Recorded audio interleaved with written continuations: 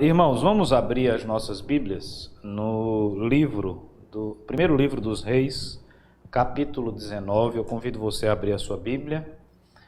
Nós vamos fazer a leitura do capítulo 19 e dar sequência aos estudos que temos feito aqui nos domingos pela manhã.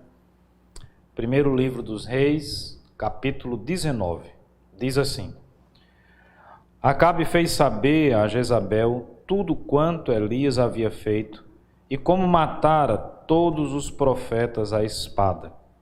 Então Jezabel mandou um mensageiro a Elias a dizer-lhe: Façam-me os deuses como lhe aprouver, se amanhã, a estas horas, não fizer eu a tua vida como fizeste a cada um deles. Temendo, pois, Elias, levantou-se e, para salvar sua vida, se foi, e chegou a Berseba, que pertence a Judá, e ali deixou o seu moço. Ele mesmo, porém, se foi ao deserto, caminho de um dia, e veio e se assentou debaixo de um zimbro, e pediu para si a morte, e disse: Basta, toma agora, ó Senhor, a minha alma, pois não sou melhor do que meus pais. Deitou-se e dormiu debaixo do zimbro. Eis que um anjo o tocou e lhe disse: Levanta-te e come. Olhou ele e viu junto à cabeceira um pão cozido sobre pedras em brasa e uma botija de água. Comeu, bebeu e tornou a dormir.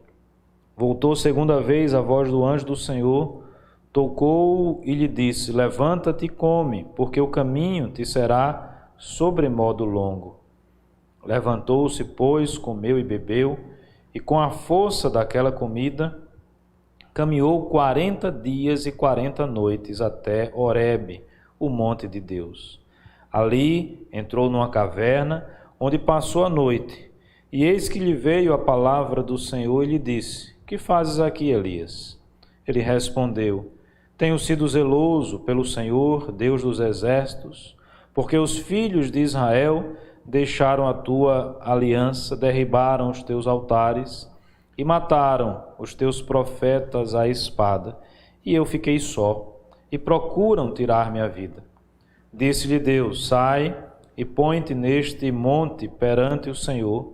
Eis que passava o Senhor, e um grande e forte vento fendia os montes e despedaçava as penhas diante do Senhor. Porém, o Senhor não estava no vento. Depois do vento, um terremoto, mas o Senhor não estava no terremoto. Depois do terremoto, um fogo, mas o Senhor não estava no fogo. E depois do fogo, um cício tranquilo e suave. Ouvindo-o, Elias envolveu o rosto no seu manto e, saindo, pôs-se à entrada da caverna. Eis que lhe veio uma voz e lhe disse: Que fazes aqui, Elias?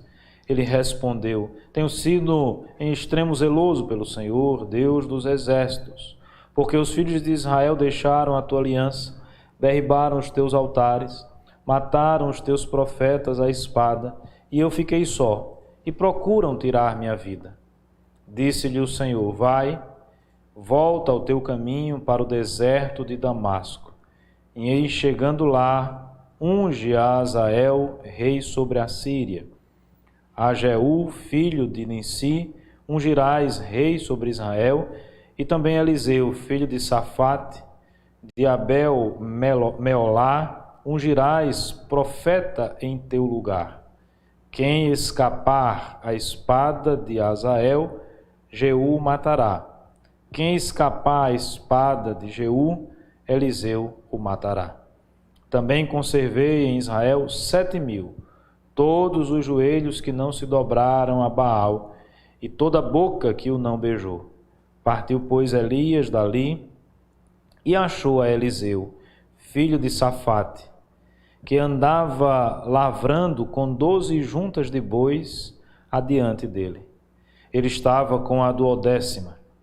Elias passou por ele e lançou o seu manto sobre ele. Então deixou este os bois, correu após Elias e disse: Deixa-me beijar a meu pai e a minha mãe, e então te seguirei. Elias respondeu-lhe: Vai e volta, pois já sabes o que fiz contigo. Voltou Eliseu de seguir a Elias.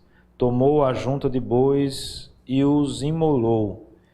E com os aparelhos dos bois cozeu as carnes e as deu ao povo. E comeram. Então se dispôs e seguiu a Elias e o servia. Amém, irmãos. Nós vamos ficar no capítulo 19 hoje, sem saber também se a gente consegue avançar por tantos versos, mas vamos estudar, não é, aquilo que Deus propôs ao nosso coração. Vamos orar mais uma vez. Senhor nosso Deus, Pai bendito, pedimos ao Senhor nesse momento que Tu possas nos iluminar, nos instruir através da Tua palavra, lida e que está diante de nós, de todos nós. Fala, Deus, ao nosso coração, é o que nós te pedimos em nome de Jesus. Amém. Amém. Muito bem, meus irmãos, que texto interessantíssimo nós acabamos de ler. Eu digo interessantíssimo porque parece até que virou uma chave. Em que sentido eu afirmo isso? Eu preciso recordar aos irmãos de tudo aquilo que nós já estudamos sobre essa história. A história de Elias até o presente momento é a história que mostra um homem destemido, é a história que mostra um homem corajoso, é a história que mostra um homem temente a Deus, um homem que ora ao Senhor, que tem as suas orações respondidas pelo Senhor, um homem que foi sustentado por Deus, quer seja no ribeiro de Querite, quer seja na cidade de Serepta, o homem que viu milagres de Deus acontecendo na sua vida, o homem que subiu no Monte Carmelo e ali fez algo fantástico, né? Que foi enfrentar centenas de profetas de Baal. A bênção de Deus estava sobre a vida de Elias, meus irmãos. Foi o altar de Elias que recebeu o fogo vindo dos céus. Elias se prostra ao Senhor, ora ao Senhor. O Senhor traz chuva de volta à terra de Israel, ao reino do norte. Aparentemente, agora nós estávamos diante de, me permita usar uma expressão que tem sido muito usada nesses dias nossos, né, de um novo normal. Aparentemente as coisas voltariam, não é, ao normal, com a diferença de que o nome de Deus tinha sido glorificado no meio daquele povo. Mas me parece que aqui Deus tem algo muito importante para nos ensinar. Porque, como eu falei, a chave muda. Veja, o verso primeiro diz que Acabe deu conhecimento de todos os últimos acontecimentos, especialmente aquilo que havia acontecido não só no Monte Carmelo, mas as consequências daquilo. Os profetas de Baal haviam sido exterminados do meio de Israel, e Acabe então conversa isso com sua esposa. Nunca é demais lembrarmos que Jezabel é uma mulher ímpia, é uma mulher idólatra. Acabe é um rei fraco que, não tenho dúvida nenhuma, se submetia às vontades e aos caprichos de sua esposa, subvertendo mais ainda do que já acontecia com seu pai, com seus antepassados, as ordens de Deus para o seu povo, implementando, portanto, o culto às divindades pagãs, exterminando os profetas de Deus, os verdadeiros profetas do Senhor. E ele diz então à rainha Jezabel tudo o que havia acontecido.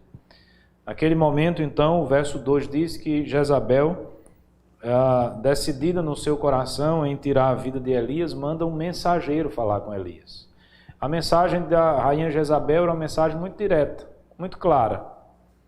Ela iria tirar a vida do profeta Elias. Ela iria matá-lo. Porque ela diz, da mesma forma que aconteceu com os profetas de Baal, que foram exterminados, você também será exterminado, você também será morto. Para ela isso não era muita dificuldade, muito problema, porque ela já tinha matado outros profetas de Deus. E Elias conhecia, sabia que aquela mulher, que aquela rainha tinha essa coragem, essa competência, essa capacidade. E aí o grande profeta destemido, o profeta corajoso do Monte Carmelo, o profeta que viu os milagres de Deus na sua frente, viu lá a vasilha da viúva de Sarepta renovando o seu alimento sem que ele acabasse, viu os corvos descendo do céu, entregando-lhe 2 vezes ao dia o alimento para o seu corpo. O verso 3 diz que esse profeta, diante da fala de Jezabel, temeu. Aí ele apresenta a sua face, vamos dizer assim, 100% humana, e sempre foi, não é diferente disso, mas entenda humano aqui como essa face fraca, essa face, não é, em que ele mostra todo o seu temor, todo o seu medo. Verso 3 diz que temendo, pois, Elias levantou-se para salvar a sua vida, se foi. Chegou a Beceba, que pertence a Judá, deixou o seu moço e seguiu para o deserto. Nós vemos aqui, irmãos, de uma forma assim muito clara, uma mudança de chave, né? Elias, o corajoso, agora é o Elias que está fugindo. Poderíamos pensar, por que Elias não enfrentou Jezabel? Ora, Deus era com ele. Obviamente que Jezabel não é ninguém, não é nada diante do Deus Todo-Poderoso, diante do Senhor dos Exércitos. Por que Elias, então, nesse momento, entre aspas, aqui, se acovarda e foge da presença de Jezabel, ou da possibilidade de ter a sua vida ceifada por ordem dessa rainha má, cruel e idólatra? Na realidade, nós estamos diante aqui de algo que é normal, meus irmãos, que é comum. E na sabedoria de Deus, eu acho essa história de Elias uma história fantástica, sobre vários aspectos. Tudo aquilo que nós já estudamos e continuamos aqui a estudar, mostra toda a fragilidade do homem, toda a fraqueza do homem. Eu acho que eu falava isso no domingo passado à noite, na nossa exposição em 1 Coríntios, mostrando as razões das divisões que existiam na igreja de Corinto e que existem até hoje nas nossas igrejas. E muitas vezes essa divisão passa por essa idolatria a personalidades, a nomes. Lembra lá de Corinto? Eu sou de Paulo, eu sou de Apolo, eu sou de Cefas. Me parece que com toda essa narrativa e com toda essa situação, Deus, meus irmãos, está nos ensinando uma lição extremamente preciosa. Por maiores que tenham sido os feitos realizados através de Elias, não foi ele que fez. Por mais magnífico que tenha sido tudo aquilo que ocorreu no Monte Carmelo, não foi Elias que fez aquilo. Elias é ser humano como eu e você. Elias é homem como nós. Assim nos diz a palavra de Deus. E pecador, propenso a falhas, propenso a erros, e como pecadores e humanos que nós somos, com certeza nós estamos suscetíveis a uma situação como essa que Elias está vivendo agora. Na realidade, a gente está diante aqui de um quadro, eu não sei se eu poderia falar de um quadro depressivo. Eu não tenho autoridade suficiente para falar sobre depressão nos moldes do que a ciência ou do que as ciências médicas hoje trabalham. Mas não é nessa perspectiva que eu gostaria de lidar com os irmãos, mas usar o termo de uma forma mais ampla, usar o termo de uma forma mais genérica. Eu não tenho dúvida que nós estamos diante aqui de um quadro, de fato, em que faz com que o profeta entre nesse processo de tristeza, de medo, nesse processo que eu vou chamar de processo depressivo. E uma grande lição que nós tiramos disso aqui, meus irmãos, é que todos nós estamos suscetíveis a isso. Todos nós. Não há ninguém que tenha força suficiente que possa dizer que nunca vai passar por determinadas situações na vida, porque nós somos seres humanos. Nós estamos falando do profeta Elias, nós estamos falando do homem de Deus, nós estamos falando daquele que enfrentou os profetas de Baal, nós estamos falando daquele que experimentou a providência de Deus, nós estamos falando de um homem crente, verdadeiramente crente. Sim, meus irmãos, situações como essa acometem pastores, servos de Deus, homens e mulheres crentes e tementes a Deus.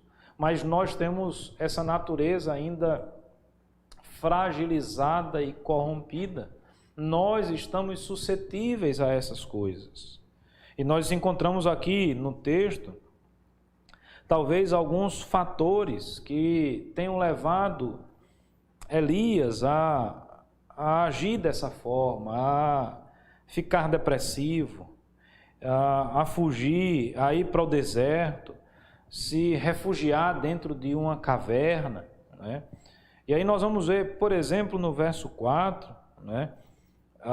Ele mesmo, porém, se foi ao deserto, o caminho de um dia, e veio e se assentou debaixo de um zimbro, e pediu para si a morte e disse: basta, toma agora, ó Senhor, a minha alma, pois não sou melhor do que meus pais.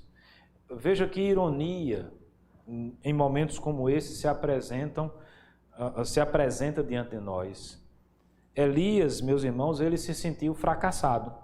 Não sei se você consegue perceber isso na palavra ou nas palavras proferidas por ele. É como se ele estivesse dizendo assim: chega, basta. Eu desejo até a morte, eu não aguento mais. Por quê? Porque eu não sou melhor do que os meus pais. Essa expressão é uma expressão complicada, complexa de entendermos. Nós não temos nas Escrituras detalhes a respeito da família de Elias que nos permita fazer essa comparação, de ter um entendimento mais profundo desse texto.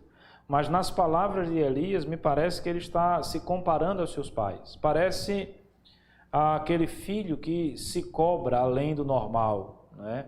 Parece aquele filho que tem os seus pais em alta conta e entra num processo de ansiedade, num processo destrutivo pessoal, por duvidar que possa ser igual, melhor, ou atingir um nível que ele agora estabelece como comparativo para a sua vida. Chega, eu não aguento mais, eu não sou melhor do que meus pais.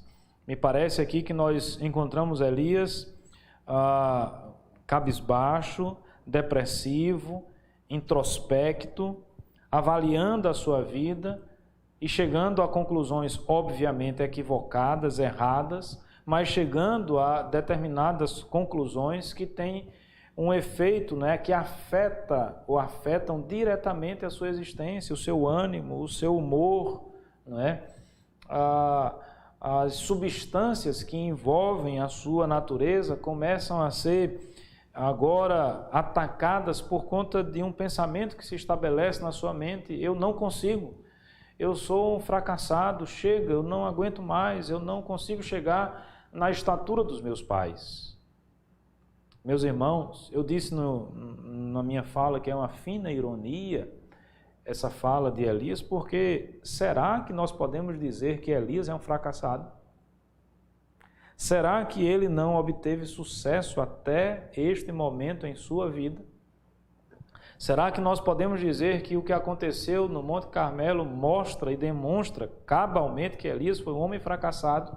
Óbvio que não, meus irmãos. Pelo contrário, não precisa muito esforço para percebermos que Elias obteve sucesso.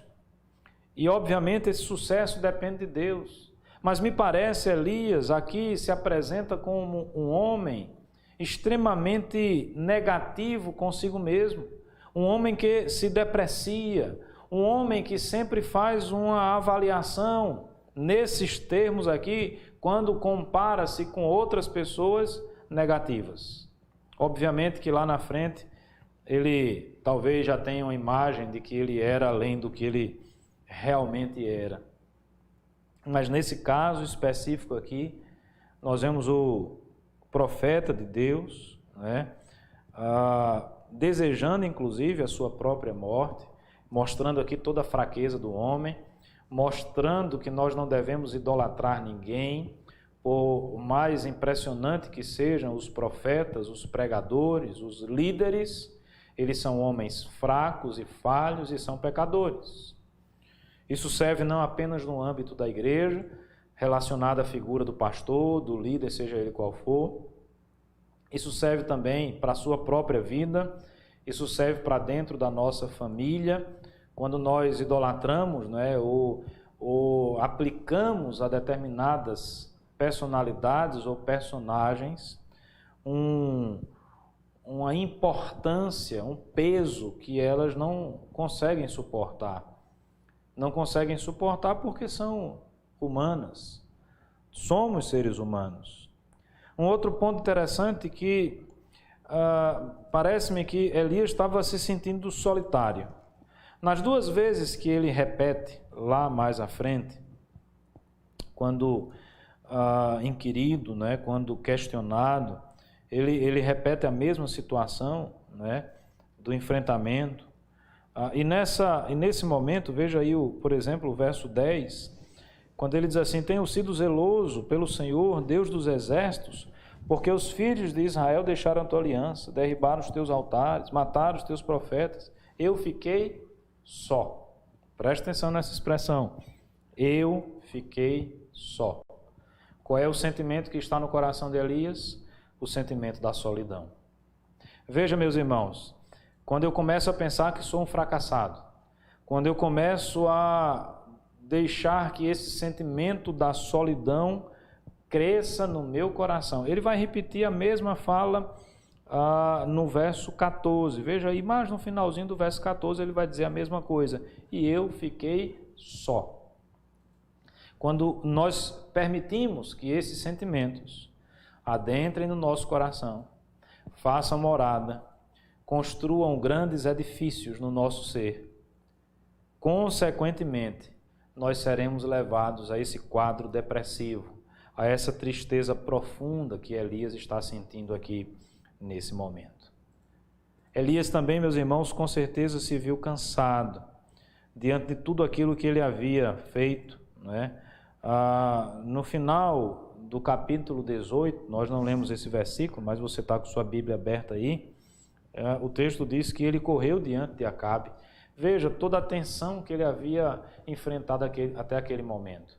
Enfrentar um rei cruel, enfrentar uma rainha cruel. A sua fé foi provada, a sua fé foi testada, mas obviamente até então Deus tinha dado vitória em todos os aspectos.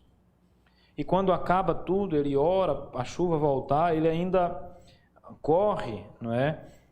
Adiante de Acabe, que estava no seu carro, e aí é carro de tração animal, obviamente, a gente não pode pensar no carro naquela época como nós pensamos hoje. E aí você está diante de alguém que teve um esforço mental muito grande, diante de alguém que teve um esforço físico muito grande. Imagine a nossa vida como uma pilha, uma bateria, não é? E parece que nesse momento a bateria de Elias estava baixa, né? A energia gasta em todo aquele processo tinha sido muito grande. E ele talvez agora se enxergue, se encontre, se perceba em alguém que está cansado, mentalmente cansado, espiritualmente cansado, fisicamente cansado, ou talvez até exausto. Então é aquele momento da fraqueza, não é? É o momento em que as brechas se abrem, é o momento em que nós baixamos a guarda. Não sei se os irmãos conhecem a origem da expressão de baixar a guarda. Vem da luta de boxe, né? Os boxeadores eles precisam estar com os dois braços à frente, porque um bom lutador não é apenas aquele que sabe aplicar os bons golpes, mas é aquele que sabe se defender ou absorver os golpes que vai receber, porque impreterivelmente quem luta vai ser atacado, quem luta vai receber golpes. A vida, meus irmãos, não é um mar de rosas onde apenas nós batemos e a vida apanha, ou as situações ou as circunstâncias apanham. Às vezes nós apanhamos, às vezes nós sofremos os golpes, às vezes é no nosso rosto, não é, que somos esbofeteados, que somos esmurrados. E Elias, então, em todo momento estava com a guarda levantada, mas às vezes o braço cansa. Lembra da figura de Moisés, com os braços estendidos para que o povo obtivesse a vitória. E no momento em que baixamos a guarda, mesmo que seja na nossa, vamos dizer assim, no nosso ponto forte, isso pode acontecer, brechas se abrem. Interessante que a Bíblia está repleta de exemplos de homens de Deus que foram tentados e muitos deles até caíram em erro, pecaram, justamente nos seus pontos fortes. Abraão é o pai da fé. Mas quando questionado por Faraó quem era sua esposa, ele teve medo, ele teve receio, ele mentiu. Moisés era um homem manso, extremamente manso. Essa é a expressão que a Escritura usa de uma de suas características. Mas num dado momento, aquele que é manso ficou enfurecido. E aí a gente vai vendo outros exemplos e outros exemplos e outros exemplos. Elias era um homem corajoso. Ele enfrenta Acabe, Jezabel, os profetas de Baal, mas ele chega à exaustão física, à exaustão mental, à exaustão emocional, a guarda abaixa. Nesse momento, ele recebe um golpe. O golpe, o murro que ele recebe, é o aviso dado por Jezabel. Amanhã você vai estar morto. Nesse momento, o homem corajoso, com a guarda abaixada, não foi capaz de absolver aquele golpe como deveria absolver. E ele entra, então, nesse processo, meus irmãos, que eu estou chamando aqui de processo depressivo. Lembrando sempre que eu não estou usando esse termo, essa nomenclatura, numa perspectiva exata das ciências psicológicas ou médicas do nosso tempo, mas usando esse termo de uma forma mais geral. A situação de Elias pode ser a minha e a sua situação. Na realidade, eu já experimentei situações como essa. Eu não posso afirmar que eu entrei numa depressão. Me parece que essa nunca foi uma realidade na minha vida, ao longo da minha existência. Mas já existiram, sim, momentos em que tive que enfrentar embates mais intensos, situações mais complexas, e que depois de passar tudo aquilo, parece que nós nos sentimos emocionalmente exaustos. E temos a tendência de baixar a guarda. E às vezes é nesse exato momento que nós recebemos um outro golpe, e com a guarda baixada, parece que nós não assimilamos muito bem esse golpe. E entramos nesse ciclo depressivo, de tristeza, de sentimentos infelizes. Começamos a pensar que somos sozinhos e solitários, que fomos abandonados, que ninguém cuida de nós, que ninguém é por nós. Começamos a imaginar que somos fracassados, que não conseguimos realizar nada, que não conseguimos lograr êxito em absolutamente nada. Meus irmãos, são muitas as situações que nos envolvem. É provável, é possível que você que me escuta nesse momento já tenha enfrentado situações como essa, ou nesse exato momento esteja vivenciando algo do tipo. Sentindo-se um fracassado, sentindo-se solitário, exausto emocionalmente, exausto mentalmente, exausto fisicamente, exausto espiritualmente. Elias estava se sentindo assim. Mas eu louvo e glorifico o nome do meu Senhor, do Deus de Abraão, de Isaac, de Jacó, do Deus de Elias. Sabe por quê, meus irmãos? Porque, constatado o problema, nós não podemos ficar apenas no problema. E eu queria convidá-lo a pensar e olhar e ver como Deus tratou Elias. Talvez Deus não nos trate da mesma forma, mas alguns princípios usados por Deus no tratamento de Elias, com certeza, servem para todos nós. O texto diz que Elias fugiu. Foi para Berseba, pertence a Judá. Depois ali deixou o seu moço, foi para o deserto. No deserto se assentou embaixo de um zimbro, né, de uma árvore. É ali que ele pede e deseja a sua própria morte. Exausto como estava, ele deitou-se, verso 5 relata isso, não restava-lhe muita coisa e ele simplesmente dormiu. Enquanto Elias dormia, Deus agia. Enquanto Elias estava exausto, Deus estava agindo na vida de Elias. Quando nós nos sentimos solitários, nós não estamos solitários. Deus agiu na vida de Elias, Deus age na sua vida, Deus age na minha vida. O anjo da guarda, não é? O anjo que cuida estava ali. Verso 5, debaixo do zimbro, eis que um anjo o tocou e lhe disse, levanta-te e come. Duas coisas interessantes aqui. Uma boa refeição, comeu, estava precisando, para recuperar as energias do seu corpo. Uma boa noite de sono, ele dormiu, estava precisando dormir também. A ausência do sono nos enfraquece, nós necessitamos disso. Versos 7 e 8, é interessante que tem uma outra refeição, mais uma boa refeição para revitalizar o seu corpo, pelo menos nesse momento, o seu físico estava sendo renovado.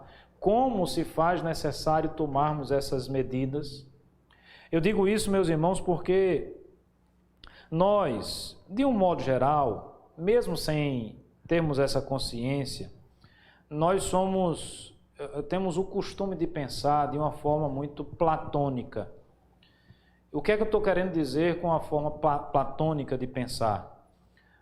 E nós vemos, inclusive, a influência muito forte do platonismo em alguns escritos bíblicos, ou na forma de se escrever, em alguns conceitos que nós encontramos na palavra do Senhor. Na nossa live, inclusive, com o reverendo Weber, na sexta-feira passada, não é? Nós não sei se nós utilizamos esse termo lá, mas esse é um entendimento que eu tenho. Às vezes a nossa abordagem bíblica de interpretação, que não é o caso que ele faz, não é? Como nós falamos, a hermenêutica que ele usa é uma hermenêutica bastante literal, mas às vezes nós espiritualizamos demais, nós platonizamos demais. O que é que eu quero dizer com isso? É a ideia de que o corpo é ruim e o espírito é que é bom. E aí nós temos o costume, ou a sensação, ou a ideia que o homem deve ser tratado no seu espírito e não no seu corpo. Mas quando nós lidamos com um quadro, seja um quadro depressivo nesses termos aqui, seja qualquer outro quadro que nos faz fracos, esse é um quadro que está relacionado com o ser humano de uma forma plena, completa. O homem não é só corpo e o homem não é só espírito. O homem é a junção do corpo e do espírito. Se eu quero tratar o homem, eu preciso tratar do corpo, eu preciso tratar do espírito. Se eu trato apenas o corpo, eu tratei metade, ou uma parte. Se eu tratei apenas o espírito, eu tratei apenas uma parte. O tratamento, ele foi incompleto. O tratamento não foi eficaz. O tratamento não vai surtir os melhores efeitos. É por isso, meus irmãos, eu acho que na live a primeira que nós fizemos com o presbítero Jorge, ele trouxe algumas informações sobre a importância que algumas áreas das ciências médicas têm dado à espiritualidade, à oração, a importância, vamos dizer assim, do espiritual para a cura do corpo. E há uma importância também da cura do corpo para a cura espiritual. Então, a forma como Deus trata com Elias é a é uma forma maravilhosa porque Deus trata de forma completa, de forma plena, não apenas uma parte, mas todas as partes.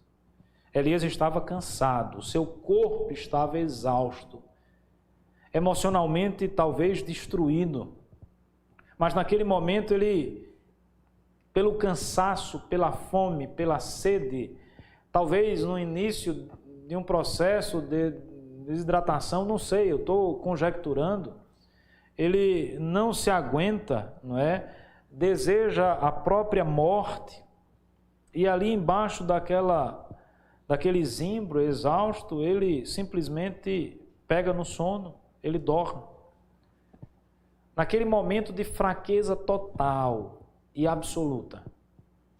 Imagine que bastava ali um soldado apenas de Jezabel para tirar a vida dele, tão exausto que ele estava. Naquele momento de total vulnerabilidade do profeta Elias, o grande profeta Elias, o profeta lá do Monte Carmelo, Deus mandou o seu anjo. Deus cuidava de Elias. Deus abençoa a vida de Elias. O anjo providencia a refeição, ele come. Uma boa noite de sono, uma boa refeição, mais uma refeição. E a palavra de Deus sendo a ele pregada. É o corpo e o espírito sendo tratado por Deus, de forma plena, de forma maravilhosa. Nós temos aqui a comida, nós temos aqui o sono, e nós temos aqui o anjo dizendo: levanta-te e come, porque o caminho te será sobremodo longo. A palavra que restaura a alma. A palavra de Deus aqui é dita pelo anjo, pelo mensageiro, pelo servo. Meus irmãos, Deus coloca anjos na nossa vida, não tenha dúvida disso. Tem uma expressão interessante que as pessoas, obviamente essa é uma expressão que encontramos nas Escrituras, né, na Sagrada Escritura, lá em Apocalipse, e que as pessoas, os crentes, de modo geral, vez por outra, usam a respeito do pastor. E eu amplio para o pregador, né, aquele que faz uso da palavra de Deus, que prega, que ensina. E obviamente que no contexto da igreja presbiteriana, essa figura é a figura do presbítero docente, que é o pastor da igreja. A Bíblia usa a expressão de que ele é o anjo da igreja. Todas as vezes, ou quase todas as vezes, depois de um certo período da revelação de Deus, antes era as teofanias, o próprio Deus aparecia em alguma forma e de alguma forma para comunicar-se com os homens. Lembre-se lá do Jardim do Éden, quando ele ia visitar os nossos primeiros pais. Depois Deus se utiliza da figura dos anjos, que são mensageiros da parte de Deus. Estamos nesse momento da revelação, ou do processo de Deus se revelar através dos anjos. Deus manda um anjo. Esse anjo fala com Elias, ou seja, é a palavra de Deus restaurando a sua alma. Talvez, meus irmãos, a diferença de Elias para alguns de nós é que ele recebeu o anjo, comeu a comida que o anjo colocou, bebeu a água que o anjo colocou para ele e ouviu a palavra da parte de Deus dita através do anjo. Deus não se revela mais dessa forma, nós não acreditamos que Deus se revela mais dessa forma. Hebreus nos diz que outrora ele se revelou dessas formas, dessas maneiras. Hoje a revelação se dá através da palavra de Deus. É por isso que a igreja, que a Escritura chama o pastor, por exemplo, aquele que prega, de anjo da igreja. É o mensageiro, é aquele que está falando da parte de Deus, é aquele que abre as Sagradas Escrituras, é aquele que lê o texto bíblico, é aquele que instrui, é aquele que fala. E eu quero dizer para você nessa manhã, meu irmão, que essa mesma palavra continua transformando a nossa vida, continua sendo lenitivo para a nossa alma, continua produzindo a cura para o nosso coração, para a nossa mente, para o nosso espírito, que todos nós precisamos. É preciso ouvir a palavra. É preciso ouvir os anjos que o Senhor coloca diante de nós. É preciso enxergar os sinais. É preciso ver o agir de Deus na nossa vida, meus irmãos. É preciso levantar-se, não é? Levanta, come. Teu caminho ainda é longo. É como se o anjo, o mensageiro de Deus estivesse ali dizendo para Elias: olha, Elias, você não andou tudo que você precisa andar, já está cansado, já está exausto, não é? Levanta, come, se alimenta, cuida do corpo. Fortalece o teu espírito, fortalece a tua alma. Veja a forma de Deus tratar com Elias. E aí o texto diz que Elias se levantou, ele comeu, ele obedeceu a palavra do mensageiro de Deus. E com a força daquela comida, veja que ele já foi mais fortalecido, estava extremamente fraco. Com a força daquela comida, eu estou lendo o verso 8, caminhou 40 dias e 40 noites.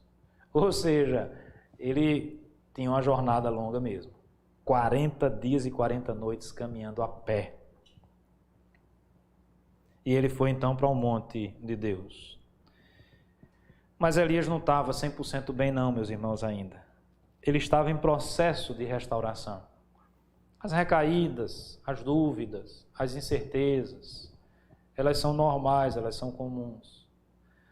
O que nós precisamos é sempre focar na palavra de Deus, na orientação de Deus, naquilo que é a verdade de Deus, imutável, inegociável. Mas ainda não 100% restaurado, Elias entra numa caverna. Eu não sei se aqui a gente está num quadro mais, vamos dizer assim, mais profundo, metaforicamente falando, se formos interpretar numa perspectiva metafórica, espiritualizando, que não é o caso, mas se fôssemos, poderíamos pensar dessa forma, não é? Caverna, né? Está lá no escuro, está lá. A caverna hoje é o quarto, né?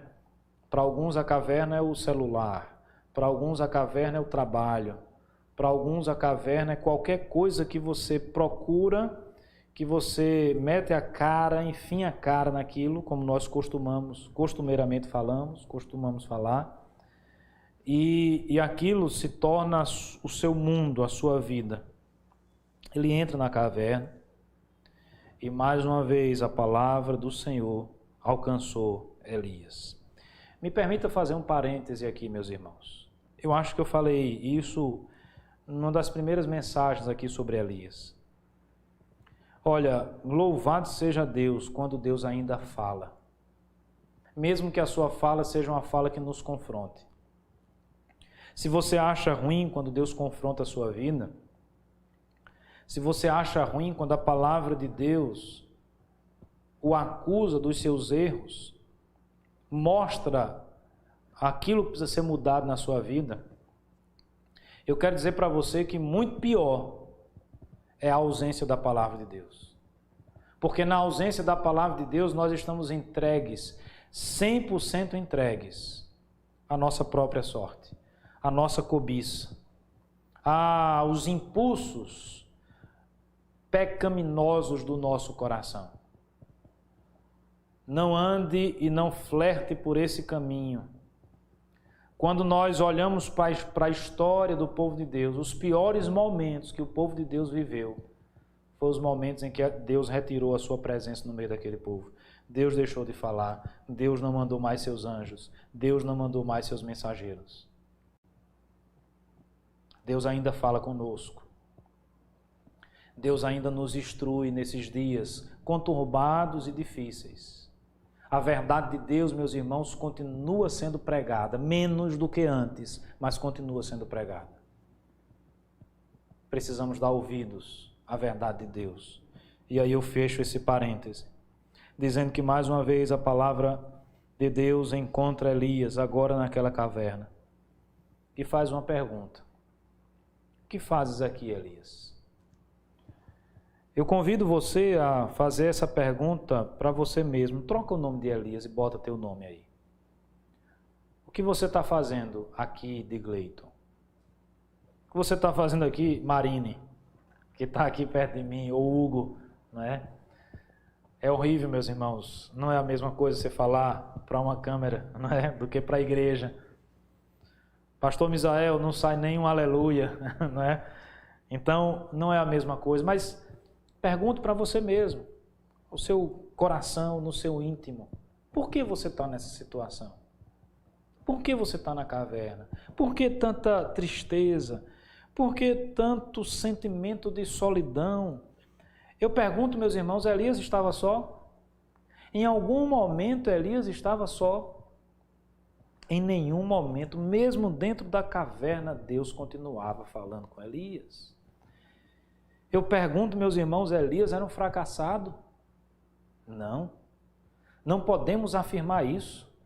Seremos desonestos, intelectualmente desonestos, se nós afirmarmos isso. Então Deus está cuidando de Elias como Deus está cuidando da sua vida, meu irmão. Como Deus cuida da minha vida. Agora, obviamente que a vontade de Deus não é a nossa vontade, mas nós precisamos estar sensíveis, suficientemente sensíveis para ouvirmos a voz de Deus, os sinais que Deus coloca na nossa vida e responder a estes sinais, a esta palavra. Sabe por quê, meus irmãos? O caminho que Deus tem para mim e para você é um caminho excelente, é um caminho maravilhoso. Na realidade, meus irmãos, eu refaço aqui a minha fala dizendo que não existe caminho bom que não seja aquele que deve ser caminhado embaixo da vontade de Deus, aquele que deve ser caminhado na presença de Deus. O que é que você está fazendo aí, Elias? O que é que você está fazendo nessa caverna? Elias responde mostrando a sua solidão, Elias responde mostrando a luta que tem enfrentado. Sai, Elias, da caverna. A sua jornada ainda segue, Elias. Não é agora que a sua vida vai chegar ao final, e nem chegou, até hoje, mas isso é um assunto mais para frente. Deus, então, se apresenta a Elias de uma forma mais intensa. Aí a gente está lidando com a parte da experiência pessoal com Deus. É uma seara que eu não tenho como entrar na vida dos meus irmãos.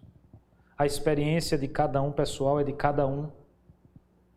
Deus não estava num grande vento, Deus não estava no terremoto, Deus estava naquele vento, não é?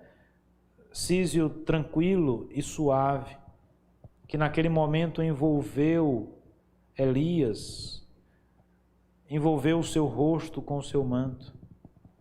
Elias sai da caverna. Mais uma vez, a voz de Deus fala com o seu profeta. O que fazes aqui, Elias? Ele repete a mesma coisa. Elias está em tratamento, meus irmãos. Deus está tratando com Elias. Deus está falando com Elias. Louvado seja o Senhor que fala conosco.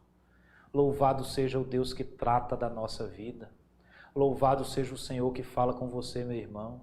Louvado seja Deus que possa usar esta palavra nesta manhã para falar para a sua vida. Glorifique o nome do Senhor. Você não está sozinho, Deus está trabalhando na nossa vida. Deus está nos tratando nos nossos traumas, nas nossas feridas, na exaustão da nossa alma. E Elias, verso 15, sai. E é fantástico, porque eu vou parar por aqui, não sigo mais, mas aqui mostra claramente que os resultados na vida de Elias já podem ser vistos. Ele tem a sua visão restaurada, sua vocação é renovada, e o texto aqui diz: volta ao caminho, volta ao teu caminho para o deserto de Damasco. Jezabel, Deus vai cuidar dela. Elias, Deus está cuidando de ti. O plano de Deus tem que ser seguido. A vontade de Deus tem que ser feita. Elias, levanta a cabeça, sai da caverna, alimenta, cuida do teu corpo, cuida da tua alma, Elias, ouvindo a voz de Deus. Os anjos do Senhor estão ao derredor daqueles que Deus ama. Deus cuida de nós. Meus irmãos, meu irmão, Eu falo especificamente ao seu coração nesse momento. Acredite nisso que eu vou falar. Deus cuida de você. E eu ainda digo um pouquinho mais do que isso. Nesse exato momento, aí onde você está, Deus está cuidando de você. Deus está cuidando da sua vida. Louvado seja o nome do Senhor por isso. Amém e amém.